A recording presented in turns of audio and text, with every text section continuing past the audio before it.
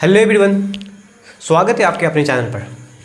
आज हम लोग करने जा रहे हैं क्लास 10 साइंस में बायोलॉजी पोर्शन करने जा रहे हैं। ठीक है, इससे पहले वाले लेक्चर में हम लोग कर चुके हैं बायोलॉजी का चैप्टर वन का जो कुछ पोर्शन हुआ था, जिसमें पोषण के प्रकार हुए थे, है ना, सारे पोषण के प्रकार थे। आज क्लास को हम कंटिन्यू करते हैं। आज क्लास में हम लोग ये देखेंगे, क्योंकि पिछले क्लास में पढ़े थे हम लोग स्वपोषी के बारे में। स्वपोषी वो होते हैं ऐसे जीव जो अपना भोजन स्वयं बनाएगा, खुद बनाएगा, उसको स्वपोषी कहते हैं। ठीक है, तो आज क्लास में हम लोग करने जा रहे हैं स्वपोषी के लिए जो आवश्यक होता है वो होता है क्लोरोफिल की आवश्यकता होती है, कार्बन डाइऑक्साइड की आवश्यकता होती है, सूर्य प्रकाश की आवश्यकता होती है ना। आज मैं आप लोगों को एक प्रयोग द्वारा बताना है, वैसे तो प्रयोग नहीं करना है बल्कि प्रयोग द्वारा बताना है कि सूर्य प्रकाश संश्लेषण के लिए क्या होता है, क्लोरोफिल की आवश्यकता होती है, उसके बारे में बताना है ना। जैसे जैसे बताऊँगा वैसे आप प्रैक्टिकल जो होता है वो रियल में होगा। तो सबसे पहले हमें जानना है प्रकाश संश्लेषण के लिए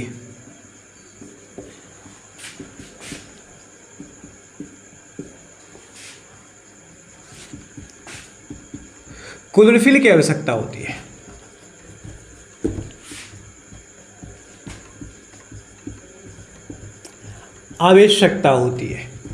ठीक है, प्रकाश संश्लेषण के लिए ध्यान रखिएगा क्लोरोफिल की आवश्यकता होती है। लेकिन क्यों होती है, कैसे होती है, एक प्रैक्टिकल द्वारा, एक हमें प्रयोग द्वारा बताना है कि कैसे पॉसिबल होगा।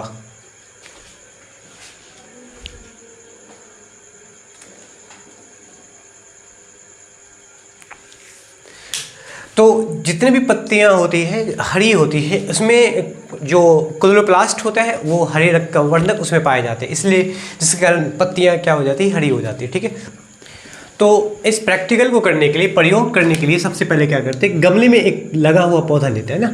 गमले में लगा हुआ क्रोटन का पौधा लें, क्रोटन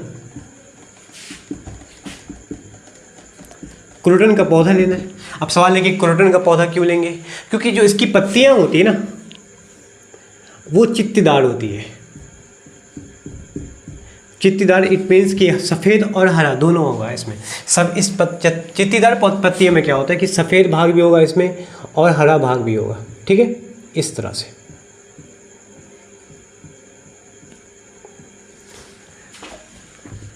इस पौधे की पत्तियां जो होती है वो चित्तीदार होती है।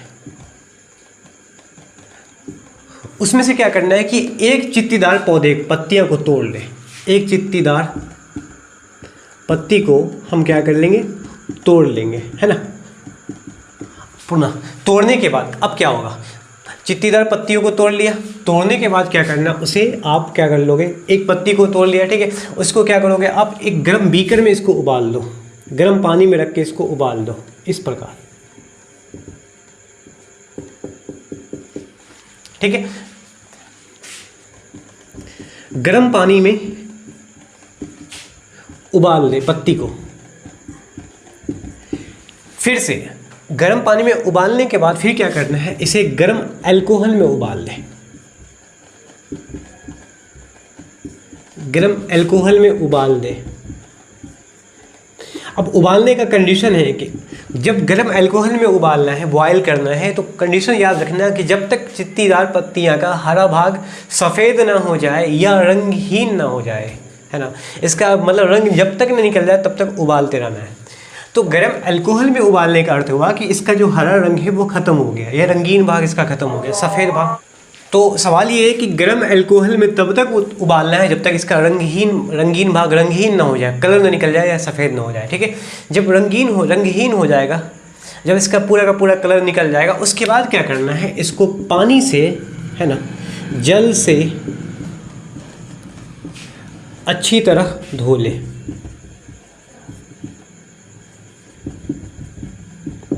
पानी से अच्छी तरह साफ़ कर लेना है। ठीक है, साफ़ कर लेना, धो लेना है पत्तियों को, उसको निकाल करवा। तो ये वाटर बाथ हो गया आपका। ठीक है, इसके अंदर हमने पानी को गर्म किया, फिर अल्कोहल में डाला गया।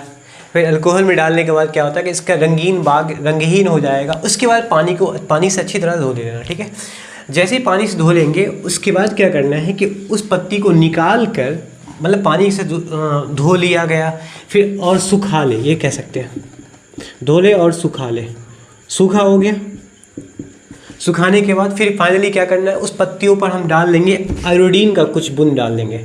ठीक है, इस पत्तियों पर डाल देंगे आयोडीन का कुछ बूंद डाल देंगे, आयोडीन का।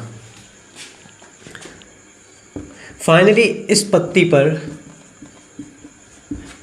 आयोडीन का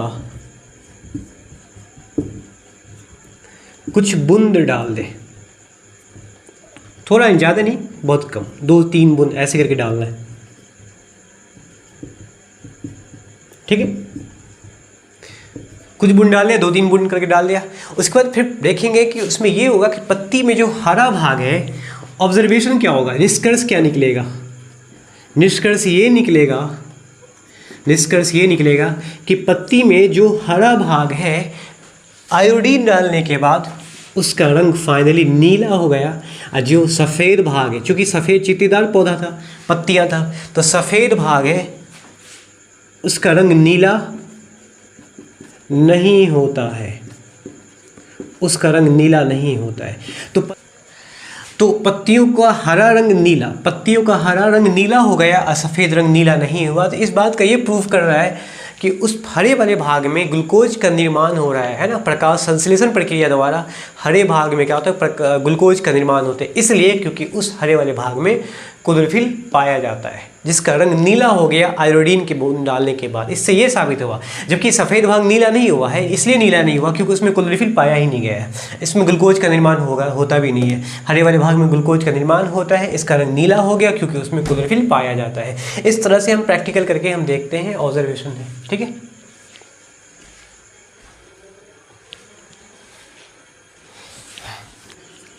अनिश्चित आकार का, ये कह सकते हैं कि अमीबा एक कोशिकीय सरल मृत जलीय प्राणी है, इसका आकार अनिश्चित होता है, कोई फिक्स आकार नहीं होता है, अनिश्चित आकार का प्राणी है। ठीक है, अमीबा के बारे में ध्यान रखिएगा, इसका आकार बदलता है, इसका आकार चेंज होता रहता है, इसलिए इसका आकार है ना कुटपाद के बनने और बिगड़ने से बदलता है। ठीक है, अमीबा का आकार कुटपाद के बनने या बिगड़ने से बनता है। अब क्या होता है कि कुटपाद बनता कैसे, सपोज अमीबा की किसी भी साइड में किसी भी एरिया में भोजन है, अमीबा का भोजन की बात करेंगे, अमीबा का भोजन क्या होगा, तो याद रखिएगा अमीबा का भोजन जो होता है या डाइटम्स होगा। ठीक है, अमीबा का भोजन या तो डाइटम्स होगा या छोटे छोटे शैवाल के टुकड़े होते हैं, छोटे छोटे शैवाल के टुकड़े, कुछ बैक्टीरिया भी होते हैं, ये अमीबा का भोजन होता है। जब भोजन अमीबा के आसपास आता है ना, ऐसा होता है कहीं भी, चाहे भोजन यहाँ हो, हम लोग के लिए क्या हो, क्या एक विशेष अंग, एक खास अंग होता है भोजन करने का, जिसका नाम है मुंह, मुख से हम लोग भोजन करते हैं। ठीक है, लेकिन अमीबा में कोई किसी भी जगह पे कोई मुंह नहीं होता है, कोई मुख नहीं होता है, क्योंकि इसका शरीर ही पूरा एक कोशिका का बना हुआ है। तो अमीबा का भोजन याद रखिएगा डाइटम्स, छोटे छोटे शैवाल के टुकड़े। जब भोजन अमीबा के आसपास आएगा तो कहानी ये शुरू होगी, क्योंकि क्या होता है कि अमीबा का संपूर्ण शरीर एक कोशिका का बना होता है, तो इसको कोई खास अंग, कोई विशेष अंग नहीं होता है भोजन अंदर ग्रहण करने का, अंदर ले जाने के लिए कोई विशेष अंग। जैसे क्या होता है कि बहुकोशिकीय सरल प्राणी में या बहुकोशिकीय जटिल प्राणी में क्या होता है कि एक खास अंग होता है भोजन करने का, जिसका नाम है मुख। मनुष्य में क्या होता है, एक विशेष अंग मुँह दिया हुआ है, तो एक खास अंग बनने के लिए बहुत सारी कोशिका की आवश्यकता होती है। लेकिन अमीबा का संपूर्ण शरीर केवल एक ही कोशिका का बना हुआ है ना, तो इसके एक से ज़्यादा कोशिका का बना होता है, तो इसके पास एक खास मुंह भी होता है, बट एक कोशिका का बना होता है, तो एक कोशिका से उसका शरीर ही बन गया। ठीक है, सबसे छोटी इकाई कोशिका होती है सजीव प्राणी का। तो अब सपोज यहाँ पे एक भोजन है, ये भोजन हो गया, अमीबा का भोजन यहाँ पर हो गया, क्या यहाँ पर भी हो सकता है, कहीं भी हो सकता है। तो क्या होता है कि इसका जो आकार है वो बदल जाएगा कुटपाद के बनने और बिगड़ने से। तो सवाल ये कि कुटपाद बनता कैसे है, तो कुटपाद बनने के लिए क्या होता है, कुटपाद जो बनता है, अमीबा का जो कुटपाद बनेगा, दो सिरा भोजन को घेर लेगा, है ना, दो सिरा क्या होता है, भोजन को घेर लेता है, फिर कुटपाद का निर्माण करता है। ऐसे ये हो गया, भोजन यहाँ पे आया, अब क्या होगा, इसका ये सिरा और ये सिरा यहाँ वाला भी सिरा भोजन को घेर लिया। ये दोनों सिरा आपस में कनेक्ट हो जाएगा, टच हो जाएगा। अब भोजन चला गया कहाँ? अंदर चला गया भोजन। जैसे भोजन अंदर जाएगा तो भोजन रसधानी का निर्माण करेगा। याद रखिएगा, जब भोजन अंदर जाता है तो भोजन रसधानी का निर्माण करता है, ठीक है। अब भोजन मुख से भोजन रसधानी में चला गया। अमीबा का आकार जो बदला है, चेंज हुआ है, वो कुटपाद के बनने और बिगड़ने से। कुटपाद क्या होता है?